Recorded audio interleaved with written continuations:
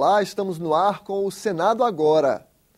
O Senado brasileiro tenta interceder no caso de uma menina, filha de uma pernambucana, com um americano acusado de pedofilia. O nome dele faz parte da lista de criminosos sexuais da Polícia dos Estados Unidos. O pai de Amy, Patrick Galvin, obteve da justiça americana a guarda da filha, mesmo sob a acusação da mãe da menina, Carla de Albuquerque, de que o ex-marido teria abusado sexualmente da menor. A justiça americana manteve Carla presa por quase 30 dias por tentar fugir com a filha para outra cidade dos Estados Unidos. A Comissão de Direitos Humanos trouxe o caso para debate junto com a avó de Amy e representantes do Conselho Nacional de Justiça, Ministério das Relações Exteriores, Conselho Nacional dos Direitos da Criança e do Adolescente e da Autoridade Central da Secretaria de Direitos Humanos da Presidência da República. Todos os participantes foram unânimes em afirmar que o Brasil não poderá interferir na decisão judicial de um país soberano. É claro que este contexto de soberania entre os estados, em que os Estados Unidos da América é um país soberano, o Brasil é um país soberano, e dentro do princípio das relações internacionais não pode haver intervenção de um país com o outro, não quer dizer que nós não devamos ficar inertes em relação à situação da criança. Ao se mudarem para o exterior, os brasileiros estão submetidos à jurisdição e à lei de outros países e aos procedimentos para a guarda de menores de outros países. Para o senador Humberto Costa, autor do requerimento que deu origem a esta audiência pública, é necessário que haja uma cooperação entre o Brasil e os Estados Unidos para que o caso M tenha um novo desfecho. O senador também disse que vai pedir ajuda aos parlamentares da Comissão de Relações Exteriores. Nós vamos analisar, inclusive, se seria adequado que nós fizéssemos um contato mais próximo com o consulado brasileiro em Miami para nos certificarmos de que tudo que é possível se fazer está sendo feito. De acordo com a Secretaria Nacional de Direitos Humanos, existem atualmente 395 casos de disputa judicial da guarda de filhos entre pais brasileiros e estrangeiros. Senadores citados na última edição da revista Veja se defenderam ao vivo e por meio de notas oficiais. A reportagem traz uma lista de 18 políticos que teriam recebido doações da construtora UTC, dinheiro supostamente desviado da Petrobras. No plenário, o senador Fernando Collor negou a acusação e atribuiu as denúncias a um conluio entre a imprensa e o Ministério Público. A revista Veja mantém-se com suas páginas pútridas, pungueando seus leitores e com sua pretensa credibilidade, já de baixíssima densidade. No fundo, eles, Procurador-Geral e Veja, se merecem, pois eles se completam e se misturam no que há de pior e mais profano da vida política e privada. Em nota, os senadores Aloísio Nunes e Benedito de Lira, também citados pela revista Veja, disseram ter recebido doações da Constran, empresa ligada à UTC. Segundo eles, os repasses foram legais e registrados na Justiça Eleitoral. As doações de empresas a candidatos reacenderam os debates sobre o financiamento das campanhas eleitorais. O assunto faz parte da reforma política, que está sendo votada na Câmara e começa a ser planejada no Senado. A Casa formou uma comissão de 28 senadores para organizar as propostas de mudança no sistema político. A comissão tem a primeira reunião de trabalho nesta terça. O Senado não vai esperar que a Câmara termine de votar as propostas dos deputados para a reforma política. Lá, a votação só deve ser retomada na semana que vem. Nós ouvimos o presidente do Tribunal Superior Eleitoral e cientistas políticos sobre as propostas aprovadas em primeiro turno na Câmara. Por enquanto, o texto fica assim. A idade mínima para ser deputado cai de 21 para 18 anos e para 29 no caso de governador e senador. Os mandatos de todos os políticos ficam em 5 anos. Vereadores, deputados, prefeitos, governadores e presidente da República ganham 1 ano, enquanto os senadores perdem 3. Acaba a reeleição para o Poder Executivo. Entrou um governador agora. 4 anos depois, você já sabe que vai ter que ter outro. Ter que produzir uma outra liderança. E isso é mais caro do que ter a reeleição. A PEC também muda as regras para o financiamento de campanhas. As empresas só podem doar a partidos.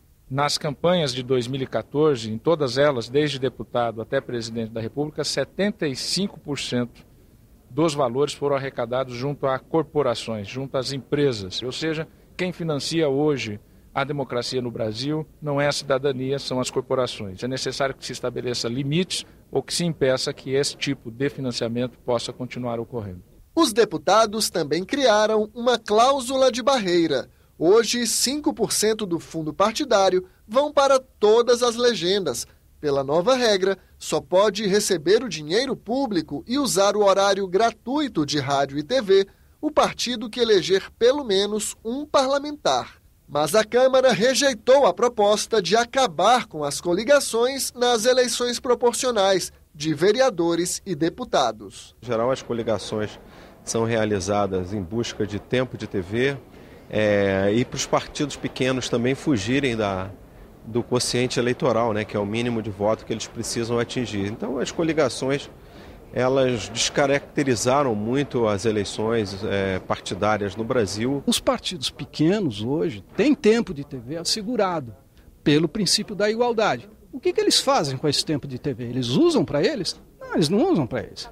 Eles fazem coligações e transferem esse tempo de TV para os grandes partidos. A Câmara manteve as regras atuais para o sistema eleitoral e rejeitou a proposta de lista fechada para vereadores e deputados.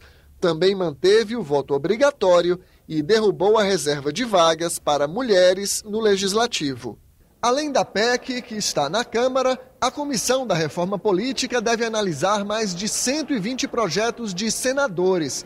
Eles tratam dos mesmos temas, além de outros, como revogação de mandatos, número de parlamentares, candidaturas avulsas.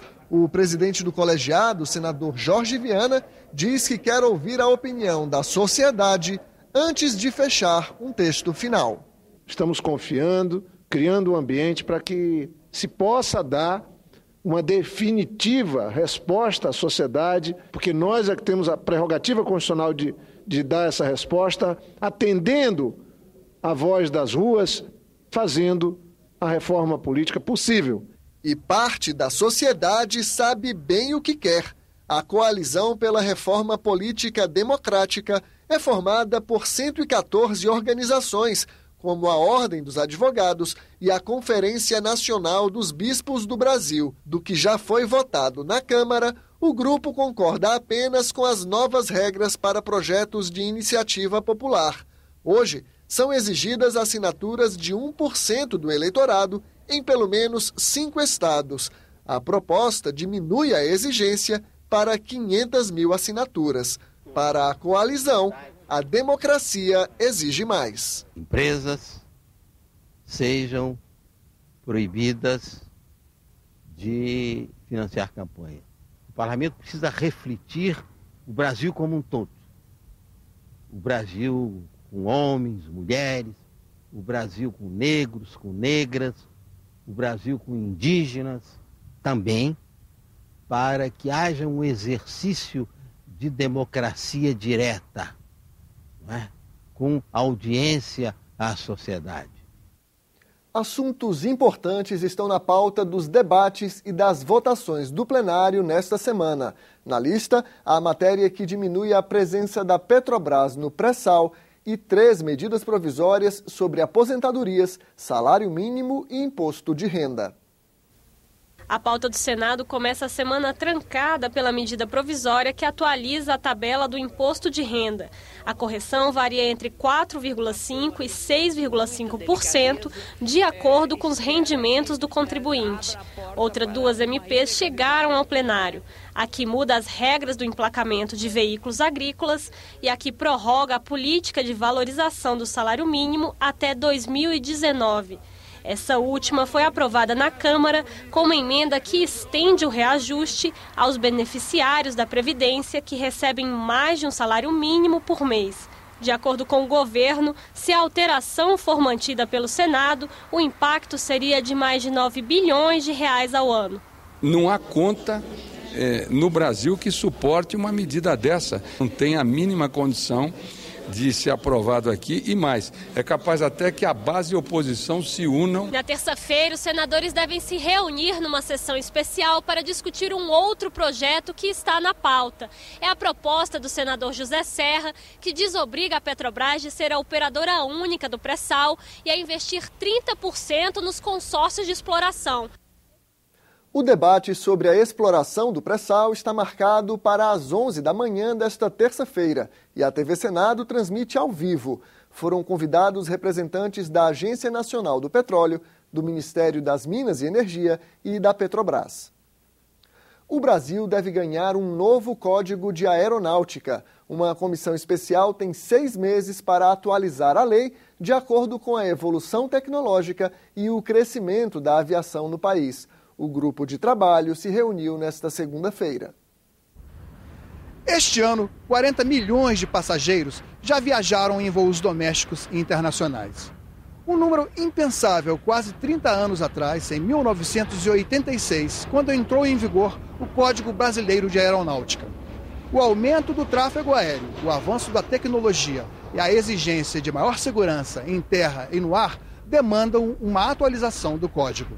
Advogados, especialistas em aeronáutica, dirigentes, representantes de associações e entidades discutiram tarefas e atribuições que devem ocupar os próximos 6 meses da comissão especial.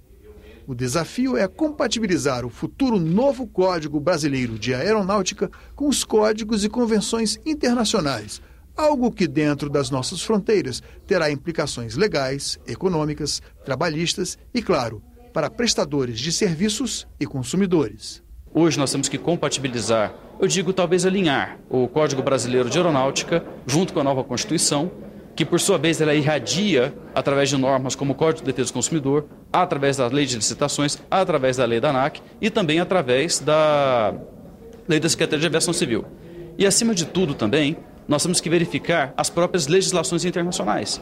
Ou seja, nós temos a Convenção de Montreal, que trata a responsabilidade civil do transportador aéreo. Nós temos os anexos da Convenção de Chicago, que foram avançando e eles estão entrando também pela via legal no Brasil através de normas, sejam da Agência Nacional de Aviação Civil, entre outros. Enfim, nós temos realmente a oportunidade aí de fazer essa compatibilização de todos esses institutos legais, de forma que atenda tanto os consumidores também como as empresas transportadoras. Os desafios para a inovação científica e tecnológica e a integração entre universidades e empresas. Esse foi o tema de audiência pública realizada pela Comissão de Ciência e Tecnologia nesta segunda-feira. Os convidados da audiência pública ressaltaram o progresso nas relações universidade-empresa desde a década de 1970, quando empresas copiavam as descobertas das universidades até o Marco Legal da Inovação em 2004. Mas eles reforçaram a importância de continuar aprimorando o modelo. A legislação que criamos ela ainda é muito amarrada. O recurso que nós temos para a fase que é a mais agregadora de valor ao processo de inovação é zero. A Lei 8666 não pode ser e não deve ser utilizada para as compras na área de pesquisa e desenvolvimento. Nós precisamos de um regulamento de compras próprio, como, por exemplo, nós damos para o Sistema S.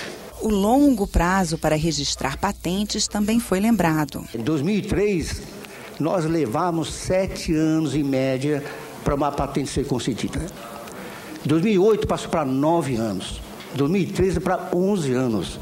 Tem um backlog que chama que é acúmulo de patentes, que tem hoje 980 patentes a serem analisados por examinador. Se nós dividimos isso por 365 dias, dá 2,7 patentes por dia. Impossível! Os participantes propuseram como solução uma maior integração entre Estado, empresas e universidades e a destinação de mais recursos para a inovação. O que a Suécia fez foi diminuir o recurso individual. É um dos países mais inovadores do mundo, gente.